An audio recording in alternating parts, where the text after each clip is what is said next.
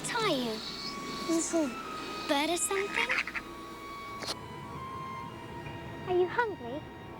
Take a bite. I had always sort of wanted to do a sequel to Jurassic Park. I'm afraid there isn't enough to go around.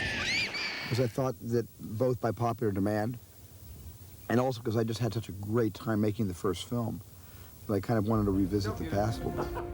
But just say one thing, because I want to hear it one more time before you leave. I want you to say, welcome to Jurassic Park. I want to hear that once. I just got it. It's my own pleasure. It's an indulgence. Welcome to Jurassic Park. I just had to hear that again.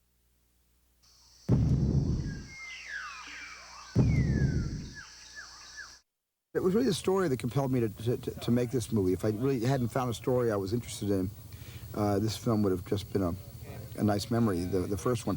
So it was really, you know, sitting down with Michael Crichton, and Michael wrote, you know, the story in his book, and then David Koepp came in and did a wonderful screenplay, and it's a good adventure. It's a lot of fun.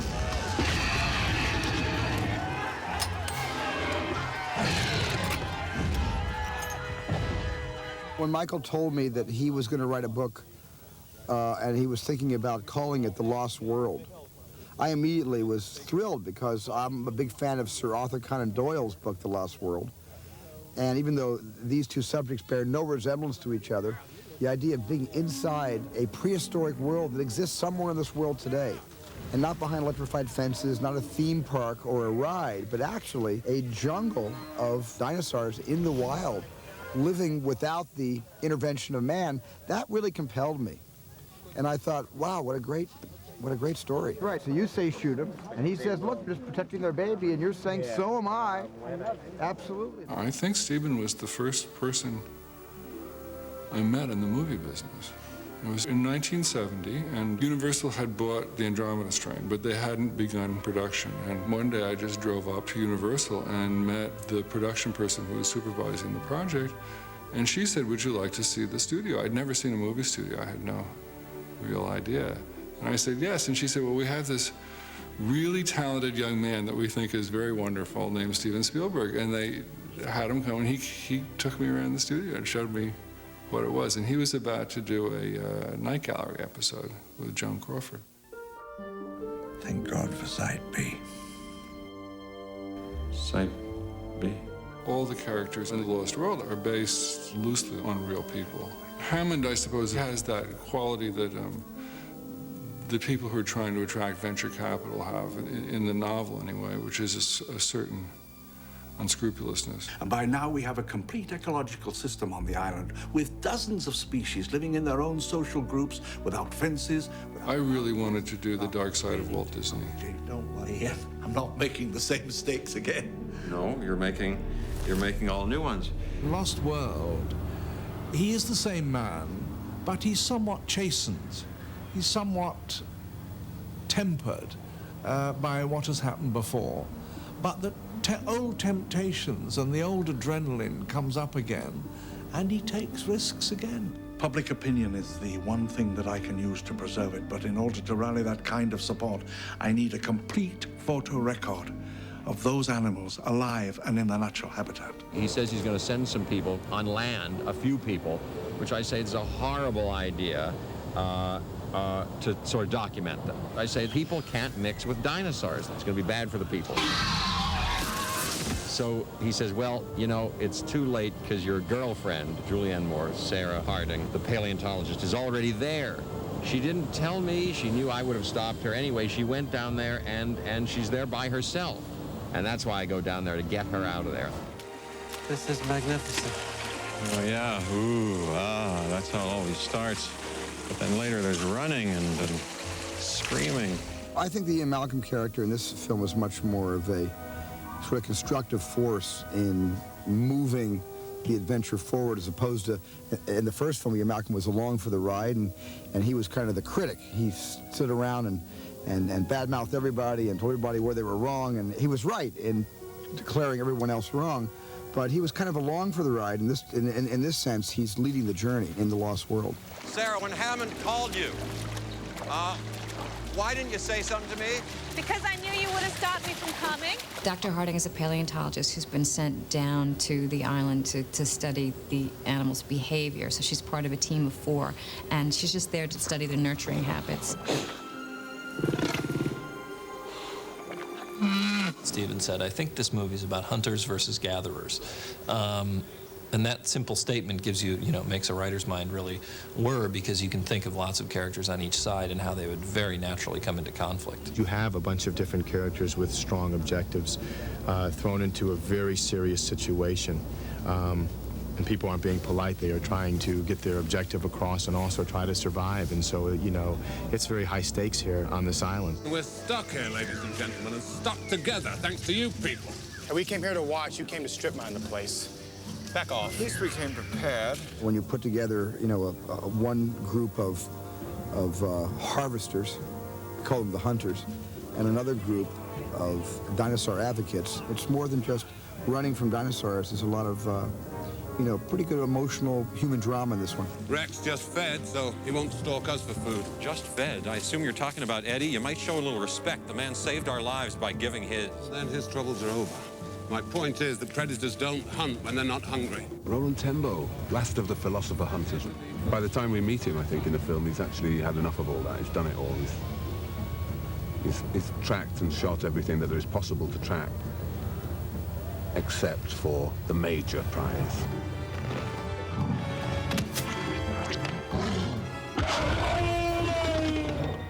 In the first movie, a lot of the, when people first went into the theater, what they were thinking was, can they do the dinosaurs? Well, now they've seen the first movie, they know we can do the dinosaurs, so the audiences are quick to get jaded. So now the question is, sure, you can do dinosaurs, but what can you do with them? So there is a little sense of, trying to make something more spectacular, more impressive, even than the first movie. Ready? Where's the wreck? Is it still behind us? We had a lot of wonderful stuff to mine from Michael's second book, but also we threw in a lot of stuff of our own, because you have to do that, making the story your own a little bit. And Steven's got such a wonderful, fertile mind, especially for these sorts of action sequences. He would dream up just some fantastic sequences and say, how on earth are you going to get this into the story?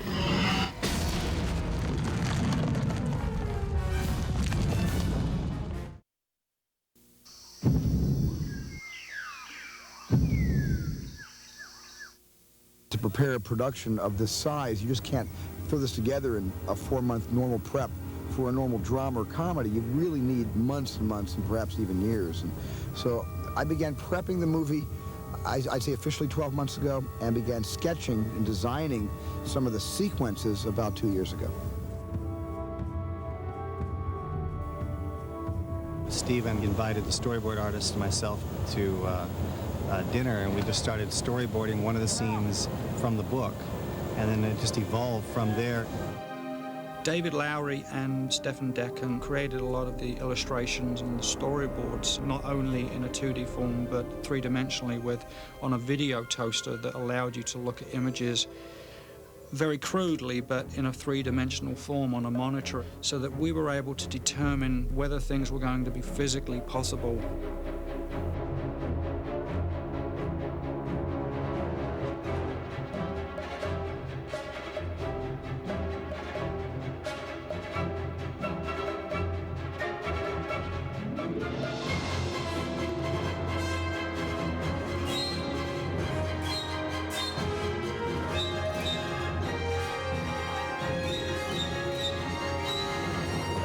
In that way, we create kind of a whole filmscape or a sort of a landscape of what the film is going to look like from beginning to end. Steven would create these wonderful ideas for sequences and storyboards, and what we would do as a group, we would sit down, review and analyze the storyboards.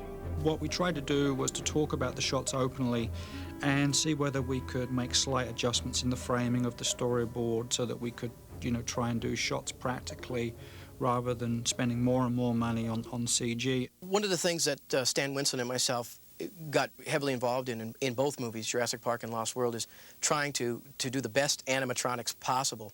And when you're dealing with creatures as large as we're dealing with, you're moving lots of weight.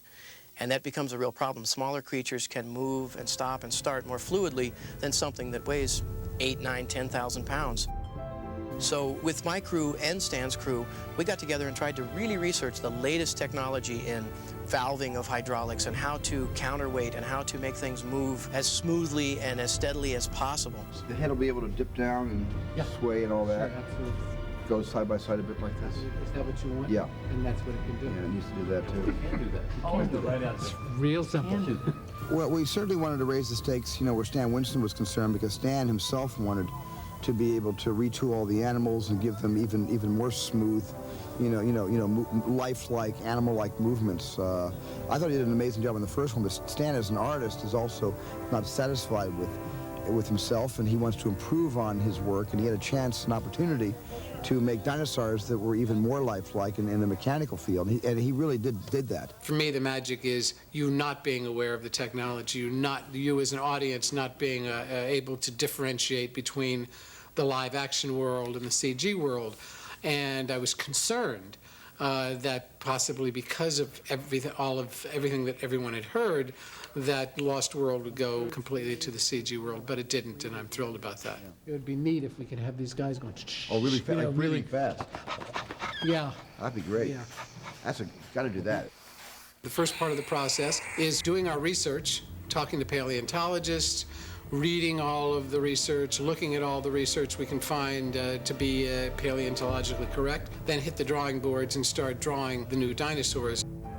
Once the two-dimensional rendering is accepted by Stephen, then we move forward to the maquettes, which are three-dimensional sculptures of the dinosaurs, and once those are signed off, we go to full-size dinosaurs.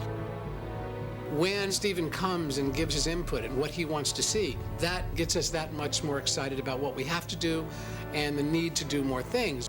And then when Jack Horner comes in, and here is, you're talking about one of the great paleontologists, and looks at something and says, that's it, that's the way it would be, and gets excited by looking at our dinosaurs, that excites us. When people ask me, what's a dinosaur really look like? Where can I see a dinosaur? I tell them to go see the movie Jurassic Park. Right? I don't tell them to go to my museum. I mean, what they actually look like and what they were like, all the information is here. You have to make sure that the movie's credible. And Jack was very influential in what I would like to call the design and research phase of The Lost World and Jurassic Park. He came in and worked with us on the designs of each of the dinosaur characters and was involved with the authenticity of the movement of the characters with ILM and with Stan Winston.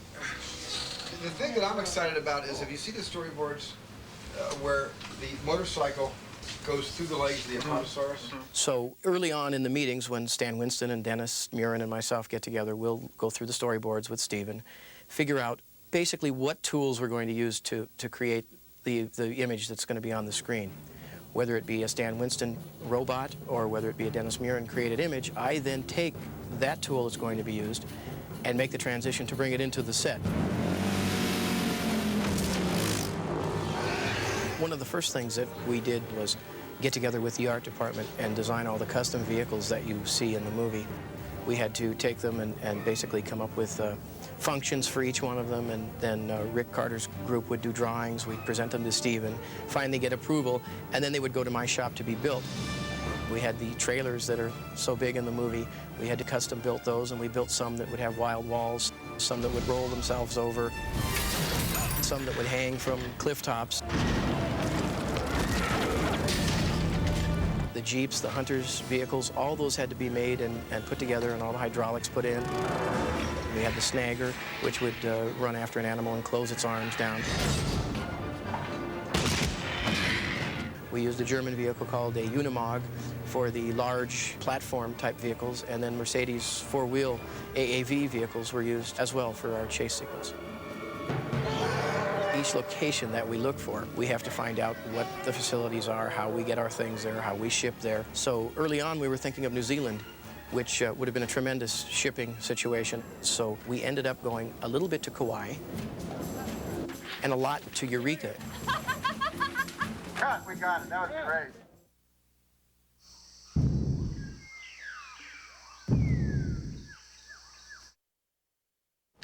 these things charge you, one coming this way and one coming that way. The first thing that you're going to do is they're flanking you on both sides. So you've got to give me a look, that I know that I have one forcing you in that direction.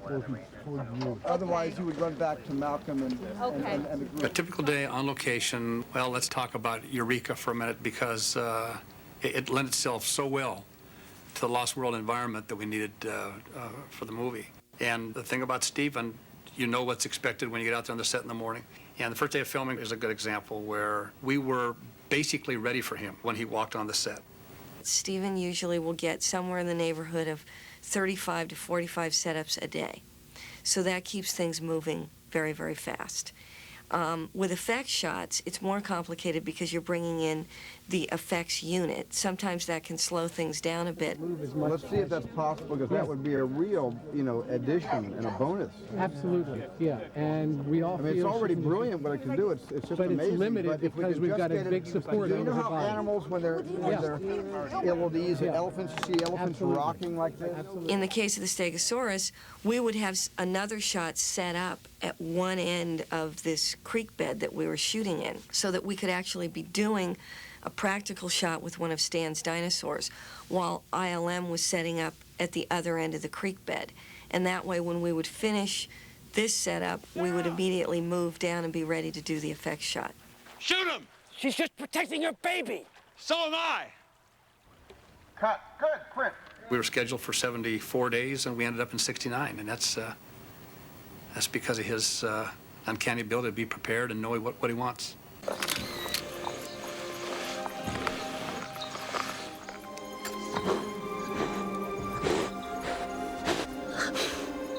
Those are the most enjoyable moments for me, when there is an actor acting with one of the live-action dinosaurs. And I'm behind the scenes giving direction to the puppeteers, the performers that are in fact controlling that animal that's acting with the actor. I'm trying to give the actor something to respond to, something to react to. Stan Winston designed the most beautiful animatronics. They are so... the first day that I worked with the baby Stegosaurus, whose name was Claire, I said, as an actor, you have to endow a lot of things, and I had nothing to do. She was so emotive, so expressive, and so lifelike, that she was there for me. He created an entire character, and he did that again and again with all the different dinosaurs. It was really extraordinary, and so it made our job very easy. Stan Winston is incredible. He's, whenever you encounter him in life on the set, he is brimming with a kind of ecstasy. And that's the truth. And I think that comes out in his work. I think he puts that life force into these things that he makes up, which he does in the most miraculous way. The biggest thing you see that was done up in Eureka is our roundup sequence. In the roundup sequence, you see a pachyosaur, which is running around, and the vehicles are trying to lasso him and catch him. And as he breaks loose, he runs across the field and slams into a Jeep, which knocks a guy through the Jeep and out the back door. So for that shot, we knew that we had a running dinosaur, which meant for us that it would have to be a computer image. So we put rigging on this Jeep to dent itself, basically. So the door dents itself first, then closes on the man, then there's a cable on the man, which pulls him through the Jeep and out the back door. And as well, there are hydraulics underneath the Jeep to help it tip and push the weight to sell the impact, and then Dennis will take that plate and add in the image after.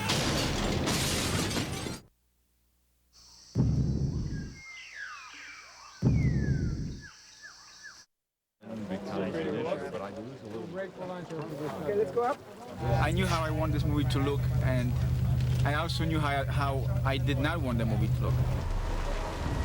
I wanted to have fog and rain and a kind of a moody feel to a picture, which is diametrically different from the first Jurassic Park, which was cleaner.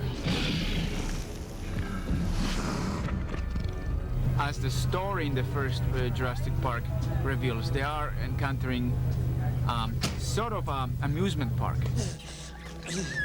The Lost World talks about finding the creatures on the island, and the creatures kind of live on their own, and they pretty much assimilated to the environment. So naturally the lighting is much darker. And we're trying to create a story visually that kind of feels realistic, not like the amusement park. Oh my God! Are you out of your mind? He's got a broken leg. Let's get in the car before they hear us. Are you out of your mind?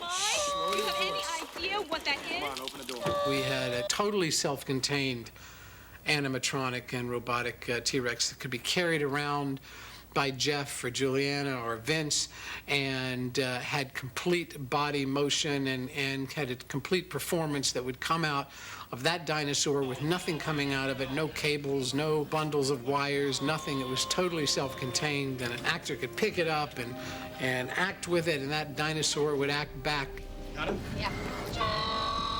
You know, it was so much fun to say, okay, I'm in a trailer, this baby dinosaur broke its leg, and I have to take care of this dinosaur. I don't want to mess with its development stage. And just to believe that what was going on, and to have this real dinosaur that's moving and reacting and biting at you that you get to play with is just a lot of fun. And you know, part of your job is to buy in and have a relationship with it, but I really did become attached to it. I mean, when it was moving and alive, it had a definite life force to it. Help me get this thing out of here. No, we just said...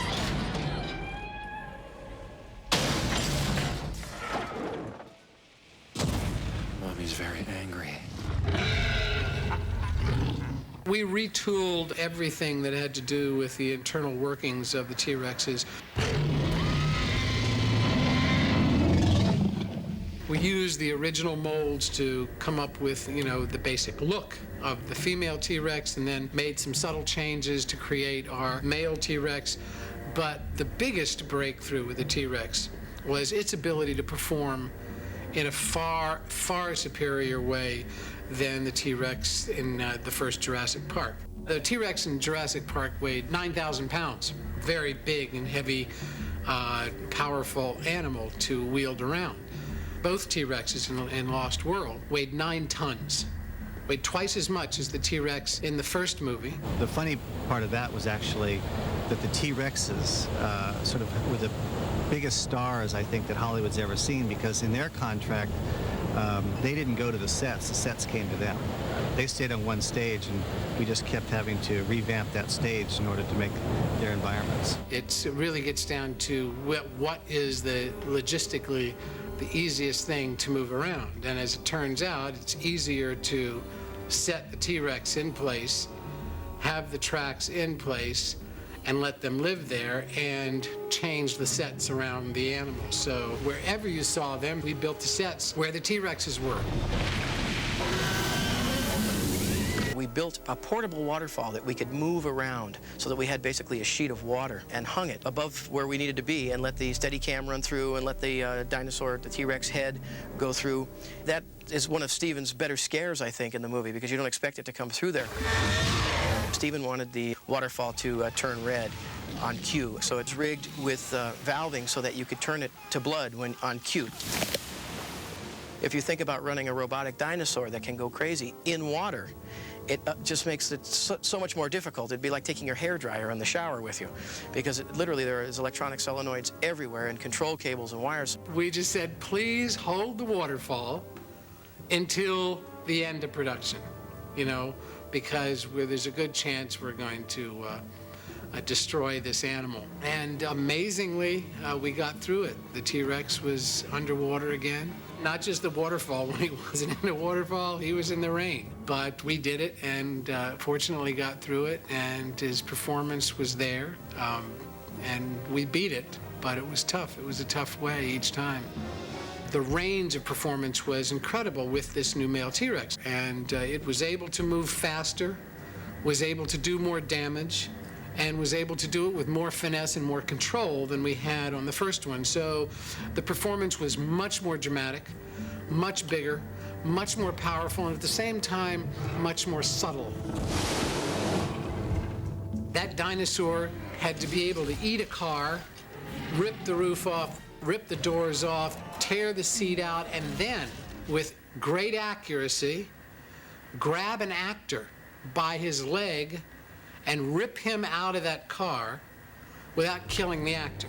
We had become more comfortable with Stan Winston's robotics in that we were able to control them better this time around. So Gary Himes, the stunt coordinator, and myself sat down and tried to figure out how to pull it off as much as possible live action. We felt it was worth it for the image of and for the reality of it to be able to say that, yes, we actually grabbed a hold of the guy and pulled him out of the car. We actually pulled an actor out of the waterfall. We nudged Arliss over and pulled him off the step at the end of the movie. So we worked very close with Gary Himes to rig these effects so that we were as prepared as possible when you got on the set to alleviate as much danger as possible, even for a stuntman. There should be no human beings here unless you're working with the T-Rex. Most of our dinosaurs that were at least human size or bigger are huge, powerful hydraulic machines. And we take a lot of precautions. We're very safety conscious. We have kill buttons. We have everybody ready to power down if necessary. So everybody who's not involved with the T-Rexes should clear back behind the first window of the truck. But you must always treat it with respect. You must treat this animal with as much respect as you would treat a real Tyrannosaurus Rex. It looks soft on the outside because of the skin, and to the touch, the skin feels like that soft, latex. But in fact, it's just pure steel in there.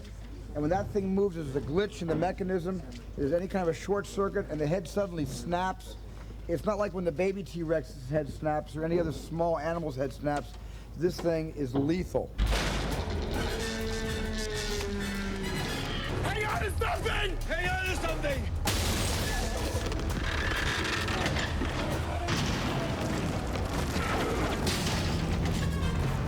Early on, we were looking for a cliff top to hang the trailer from so that we could shoot them in jeopardy hanging over the cliff. So we started the sequence on stage 27, which we used to pull the real trailer using cables and winches, and it weighed 12 tons, so we had to put mud down on the ground and slide it and hold it through the roof of the stage. In fact, we cut holes through the roof of the stage and used a construction crane through the roof to hold the trailer upright. When we moved to the outside location, we got permission from the studio to use their parking structure and build a cliffside on the parking structure. And we used cranes in that case as well, and we had to call out engineers and ran numbers on it to make sure we weren't going to collapse the parking structure. Inside the trailer, we had rigging for the actors. They were on cables, and they were safetied off so that they could only move so far as I wanted to let them move and still be safe and appear as though they were falling. On top of that, we had rain falling out there, so we had that element to deal with as well. Everything was wet, the camera was wet, the actors were wet, so we wanted to be able to get them up and down as quickly as possible and in and out of the trailer safely and still get the scene. When I say begin, you'll just be looking up at the trailer coming down around you. And when the trailer comes around you, it's interesting because it's kind of like being in an elevator. Yeah, Or it's actually it's being the shaft with the elevator moving. Right. And the reason you're looking all over is you don't want to get hit by the side. Yeah. And then you're going to see a big fireball go off and a bunch of flash bulbs go Big off. fireball too, I saw. And that is the explosion of the debris.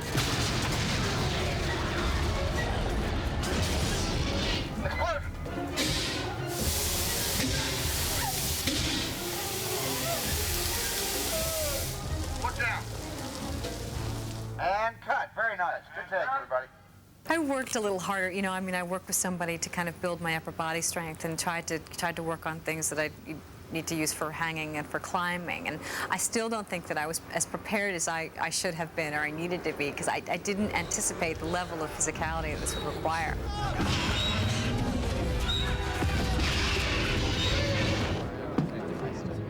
We tried every method known to try to get the eye lines for the actors where they should be for looking at animals that aren't there.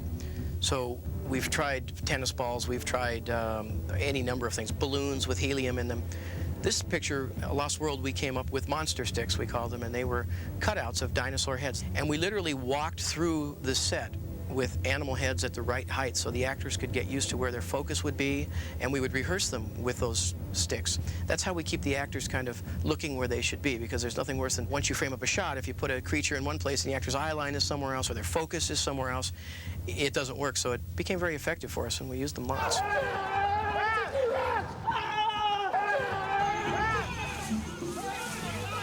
In the scenes where the raptors are stalking and killing in the tall grass, Rick Carter grew a field of grass. So it took months of preparation to get it high enough. And then we got together with Stan Winston's team, made dollies and track, and built systems to carry the raptors through the grass on the angle that Stephen predetermined for us in our meetings. In some of the sequences in the grass, we had furrows already mowed down, and then that information was given to Dennis Muir and ILM, and they painted back in grass and then animated it to move with the movement of puppeteers with raptor heads. So that's a great example of how the combination of all the tools work to make one shot seamless.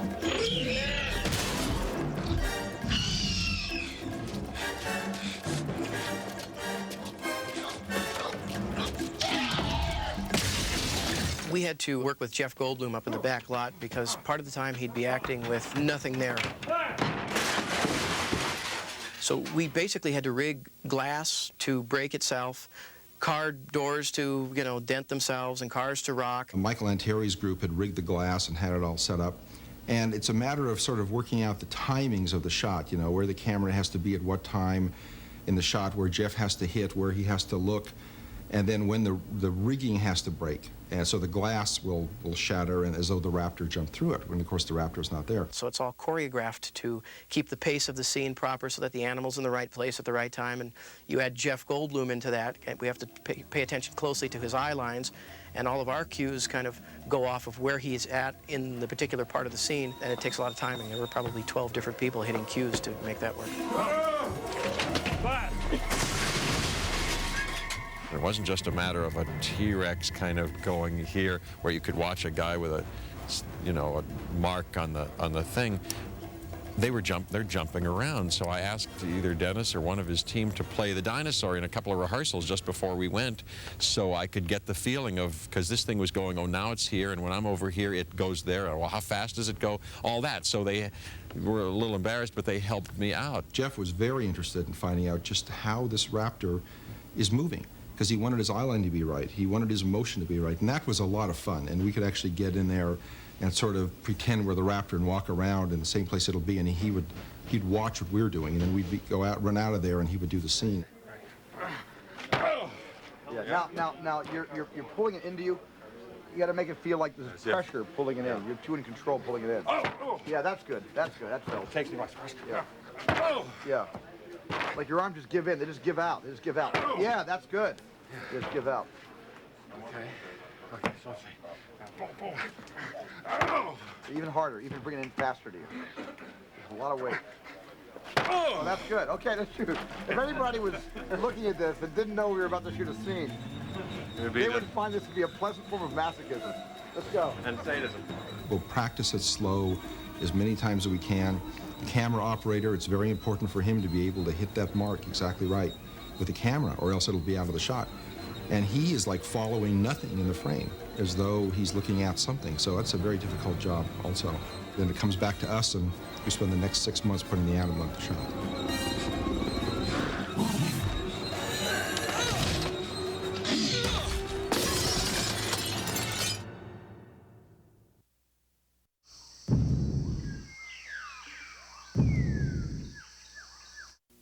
We had two sequences that early on in the movie I remember from storyboards that later were erased. One of them is a hang gliding sequence in which all the gatherers have backpacks that turn into hang gliders. And they are running on a field and jump over a cliff, and the hang gliders open up and they fly to safety as the raptors jump off the cliff and die behind them, only to find out that there's a pterodon in the air that attacks them. And it becomes this great action sequence. That is not in the movie. As well, the ending of the movie is an action sequence that's up in the village, where everyone gets to safety in a helicopter, and the helicopter's taking off, and the pterodon again attacks a helicopter, and his beak plows through the bubble of the helicopter and is hanging on it, and finally the bird gets killed. But it's a terrifying sequence, and towards the middle of the film, Steven decided, just as he did on the first film, to change the ending and go for the San Diego and the bus sequence and all that, so it kind of all went bye-bye. We never really started working on that. In all fairness to Steven, the change in the third act was something that he had talked about creatively very early on, and we had dismissed it, thinking that it felt like another movie and not something that we could necessarily integrate into this. But it was an idea that often happens with Steven that never went away. And he continued, I think, to think about it, to try to analyze how it might work into the story. And finally he got to the point where he said, you know, I just really think that this is what we need for the movie. I think it's what the audience really wants to see. As Stephen wanted to kind of up the destruction factor in the movie, he liked the idea that as long as we were going to go to the mainland, we should ruin some things.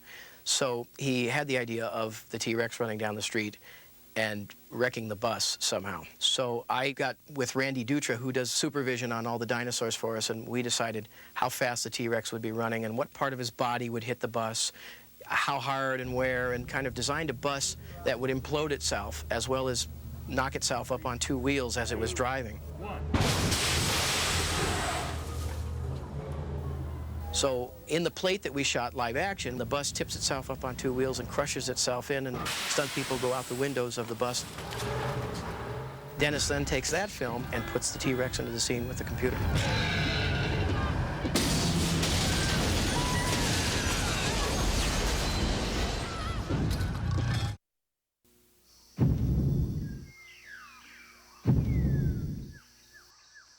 In the pre-production stage, someone will often turn to us and say, okay guys, how should we do this? Mechanical or computer graphics or what? And it really depends on what we can build that won't work mechanically, is sort of the stuff that we do. And it's nice to do the mechanical stuff on the set as much as you can because the actors can work with it, you know, the director can direct it, and it's a real win, the cameraman can light it.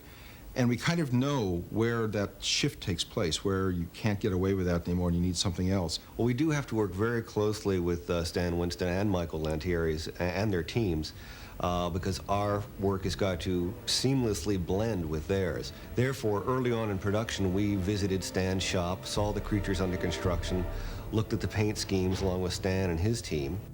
The process of creating a new creature starts with taking a practical maquette of a dinosaur and looking at the way we're going to create it as a three-dimensional, living, breathing looking model in the computer. This maquette here was provided by Stan Winston. It's a wonderful sculpture of a Stegosaurus, and I would be one of the people that would be sculpting a digital version of this. I use a different medium. His sculptors probably used clay and wireframes to put things together. I use wireframes as well, but it's a computer version.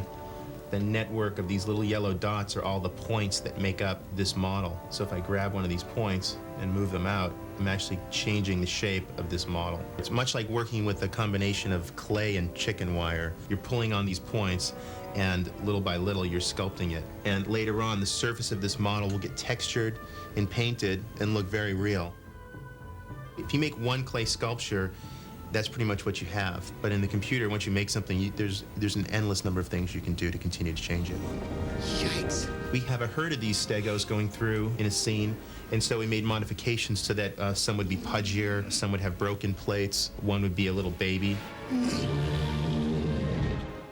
Animators are essentially performers, and an important part of getting the character of a creature down, just like an actor in a film, a lot of actors say, when they get the walk down, then they understand the character. Well, it's similar to what we do here, because when we get the walk down, the cadence of a creature, the weight shifts, how he thinks, is all very important. There's no living dinosaurs, of course, today, so a lot of our references are built up off of hybrids. Like with little compies, it might be something as mundane or small as a chicken, with some reptile movements, some quick movements or bird movements, because the dinosaurs very closely related to birds. So we referenced a lot of different animals and birds. Once the director approves the choreography of what the dinosaurs are doing, then we were working in the behavior of them to make them look like a herd of animals who are kind of thinking more or less the same. Once we have this in the computer, then we have to go one by one and change them and kind of add a little bit of personality of each one of them, so they have different attitudes and different behaviors. But just the way they're gathering and everything, the way they're coming, almost like land piranha. You know, they're following her. It looks really nice. Are you looking at this? I'm afraid there isn't enough to go around. We thought that in order for this movie to surpass what was done on the first, it needed to be more complex. It was a sequence where it was a motorcycle chase through a field. One of the things we did here at ILM before the plate photography was done was I did a little animatic where we just set up pawns of a herd of paras, herd of galleys, and a motorcycle, and just set up different paths and how the motorcycle could be chasing these things through the legs of this brontosaur. And when it came down to plate photography, Dennis sort of had a vision of what that could look like before they shot the film.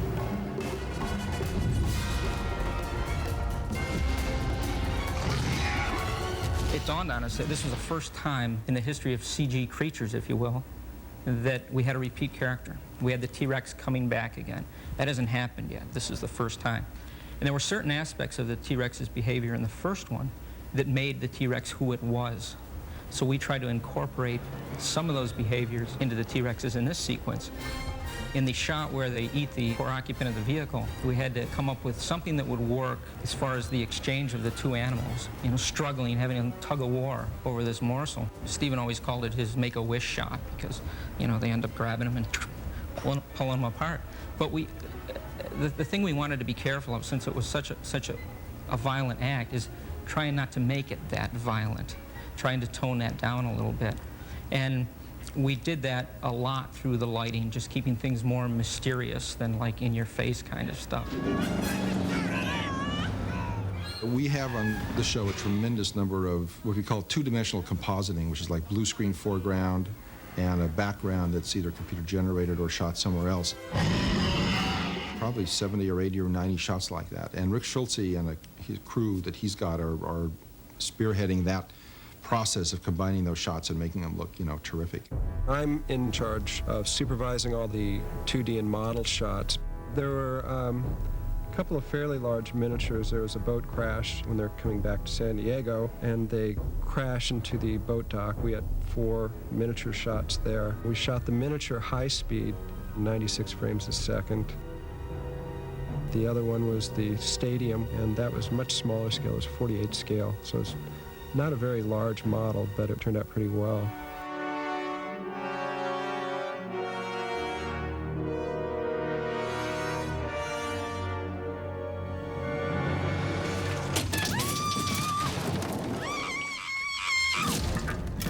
We also created the cracks that evolved in the windows within the trailer.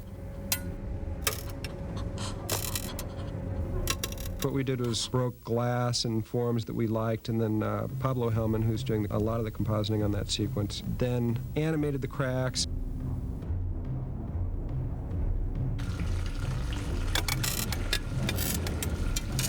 We also doctored them. We'd move cracks around and that type of thing, but it was based upon photography. Hands up!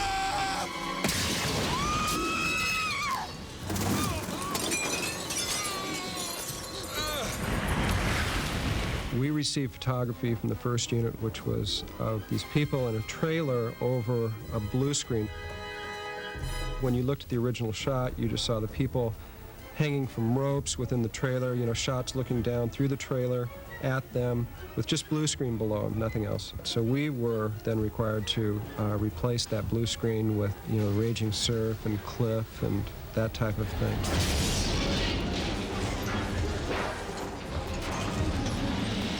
We have open dailies for the entire crew a couple of days a week, usually Monday and Friday. You put that one guy in shadow? Yeah, the guy that comes forward, he's always still in the wrong place, I think. He's like 80% of where he should be. We go through the work and sort of critique it and then split apart and deal with the problems. Okay, final. Yeah, great. At the beginning of the show, when I first heard about it, it seemed like an opportunity to do something that was the next step beyond the first show. And I didn't want it to look like it was just the second side of the same saga, but it had to look like, you know, it was radically different from the first film. It was like Empire Strikes Back was to Star Wars, something that's just like the next step, going in places that, you know, you haven't seen.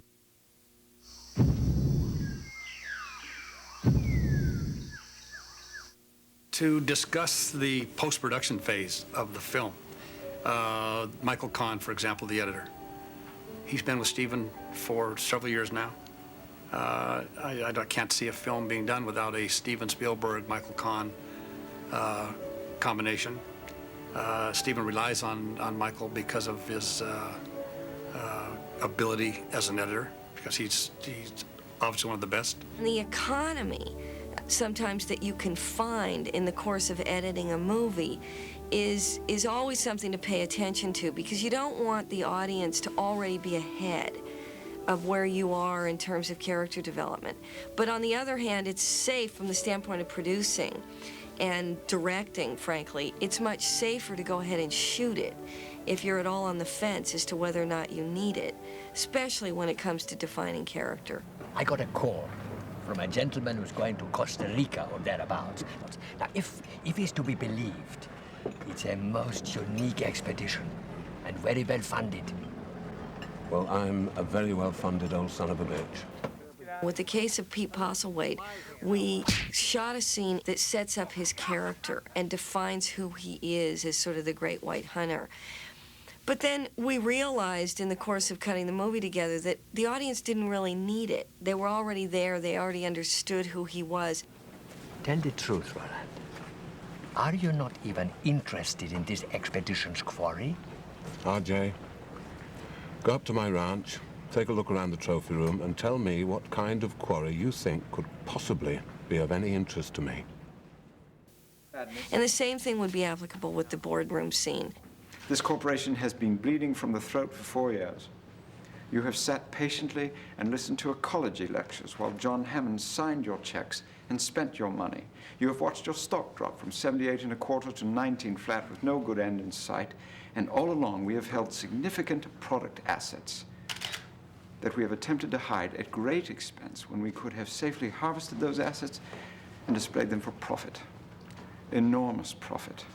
Enough income to wipe out 4 years of lawsuits, damage control, and unpleasant infighting. And the one thing, the only thing standing between us and this windfall is a born-again naturalist who happens to be our own CEO.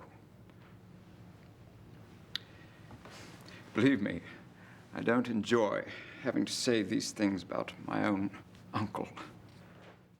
I think, remember what Sarah said before, these plants make it so the animals won't even know you're here. You're just trying to make me feel better. I remember all those stories you told. Oh, no, no, this is nothing like that. We're in a completely different situation right now.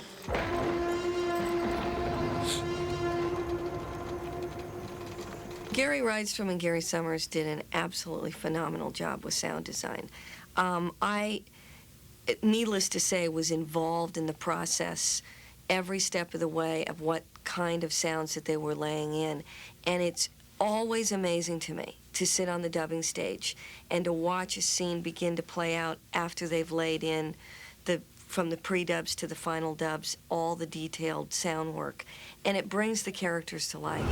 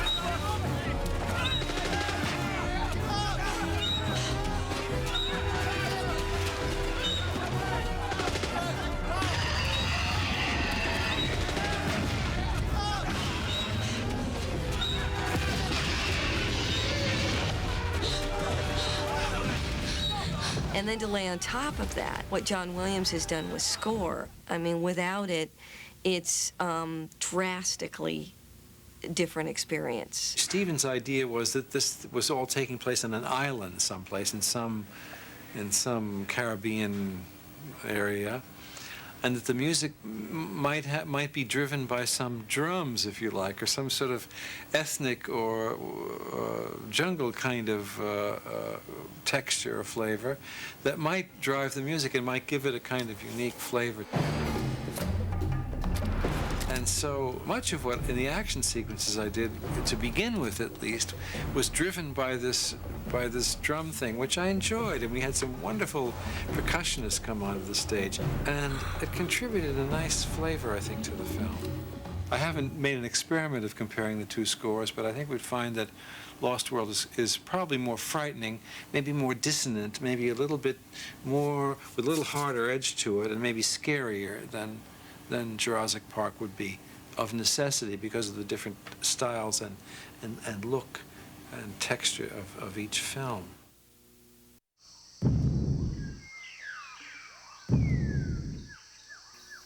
One day I was in a museum and there was a little kid who couldn't have been more than 2 or 2.5, watching a slideshow.